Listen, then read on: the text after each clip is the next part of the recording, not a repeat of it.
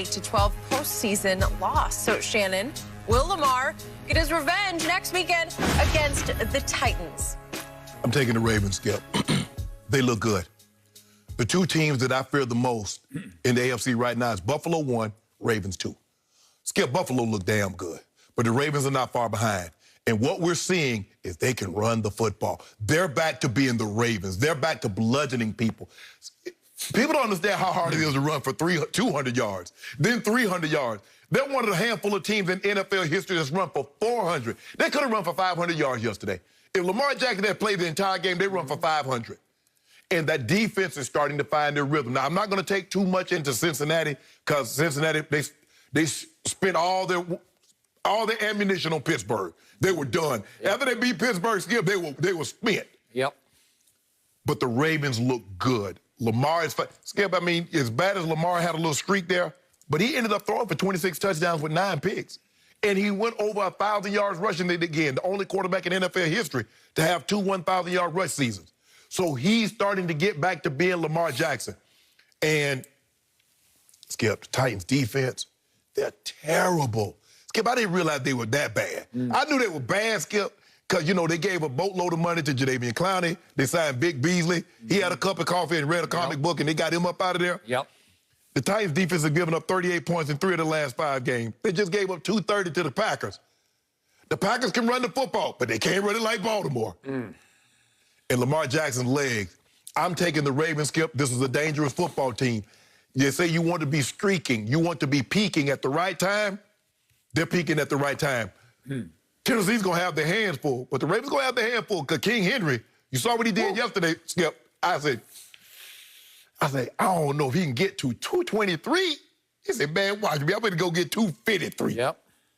He was sensational, but I'm taking the Ravens. I picked the Ravens before we started all this. And by the way, just a quick aside before I forget, I want to congratulate the commissioner of the National Football League. They just got through 256 regular season games in the middle of a pandemic without a bubble. Yep. And they played all 256. Congratulations. Yep. Now, let's hope they can get through the rest. Okay. Yeah, they really need to hunker down because, Skip, you can't be moving. Regular season games, you can play them on the Thursday and everything. But I agree. Playoffs now.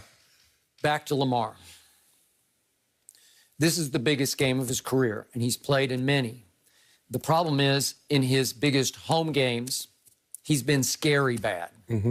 Like inexplicably bad, un-Lamar bad, right. Un-MVP bad in home games, both the two playoff games, including the one last year to Tennessee, when they effectively took 3 weeks off because they had the bye, and they ran into the buzzsaw that was the Titans at that point on a Saturday evening at home, and they just didn't look ready to play. They didn't. And they fell so far behind.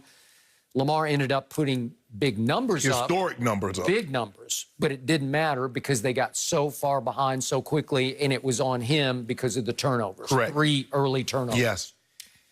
Okay, so now you get a shot at revenge.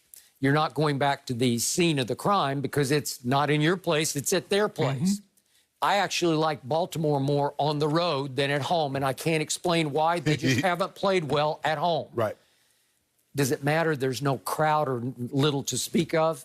I don't know, maybe. But I also believe they're going to win this game. I picked them to win the Super Bowl, and for a long time, remember, they got hit hard by COVID. They did. Hard. And it took the life out of them. It took the heart out of them. Lamar missed 2 games, right? Yeah. Okay. And they had so many practices canceled and so many shutdowns of the facilities. Moved the games. Yeah, moving games to odd nights. And finally, on an odd, was it Tuesday night against my Cowboys, it took off. They won that game 34-17 because they ran for 294. And then they go to Cleveland and run for 231. And then against Jacksonville at home, they just routed them 40-14, but they had 159. And then Giants 249, and then, as you point out, 404 yesterday at Cincinnati. What they said, it was like 12 yards, 20 yards short of it was the most rush yards gained in a 5-game stretch. They gained almost 1,400 yards in 5 games. in a row. So I'm with you.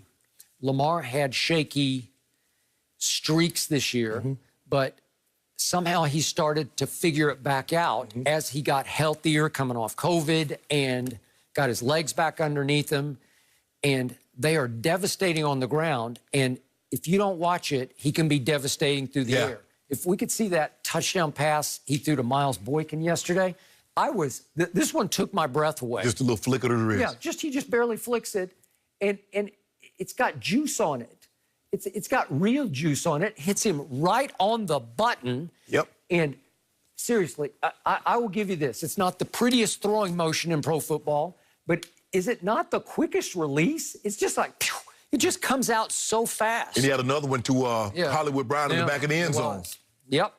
Okay. So when he threw that, I said, you can win with that. Right. You can go places. The thing that Tennessee does to you, Skip, is that you have to commit so much to stop Derrick Henry. Yep. And we saw what happened yesterday. The Texans were trying to stop Derrick Henry after he got going, and then they burned the quarterback on the boots.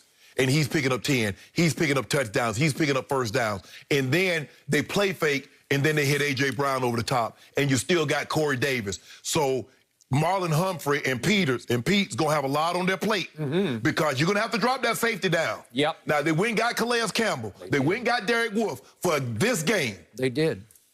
There's no love lost between Tennessee and Baltimore. This goes back to 2000, Skip, to Brian Billick and Jeff Fisher and Ray and Eddie George and all. There's no love lost. You were there. But you go get those two guys for this game. Derek Wolfe and Calais Campbell, this is why you're here, to stop Derrick Henry. It's funny, you played in that game that will be a mirror of this game. Yep. It will be physical. Yep. It will be, I remember coming down the elevator, I was staying at your hotel, didn't really know you at that point, knew your big brother really well. And I'm coming down, and all your guys are wearing camouflage. The D was ready. I was like, man, if we camouflage to a game? And we got up to a little shaky start, Skip. I said, we got behind 7-0. I was like, man, we need to make a play. I said, well, here's now never. And Trent loads it up. They blow it aside me. He hit me. I run it down to the 1. Yep. We score 7-7. Skip, we only had like 140 yards of offense. But I said, I told Trent, I said, Trent, if we don't turn it over, they're not going to score again. They're not going to score again. It needs to be that type of physicality. It will be. And I will say this about Ryan Tannehill. I've never been a fan of his. I wasn't a fan of his before that draft. I definitely wasn't a fan of his at Miami. But, man, he makes me rethink. Skip, you see his numbers? His numbers is off the charts. And what he did yesterday, I didn't get to watch much of this, but I saw the end of it, the game at Houston. You can't throw it any better than what he threw it to A.J. Brown. How do you get anybody open? The safety bit on the underneath, and all of a sudden he's single, and you just hit him right over the top in his hand. I think Greg Williams called that defense. He had to call that defense. Skip, ain't no way I'm going single high safety. Why would you go single high safety? I think there were 2 of them to start with, I thought. Skip, I'm going to get look. But what a throw and a catch that was. And then your kicker, I don't know how because Gostkowski's in protocol. Yeah, I know. And this guy, they just signed him. I'm like, I thought Gostkowski was going, like, who is this? Well, they're lucky it wasn't Gostkowski because he just lost it this year. And this dude, Skip, he like to lost it. Yeah. Because it's fading. If it's an inch, heck, like a half inch more to the right, it's going to come straight square, back. And it's bouncing straight back in the field. I thought it was hitting it square, and it went sideways and over. Oh, my, yeah. This was... They had this game in the control, Skip. They were up by like 14, 15 points. And then Deshaun got hot.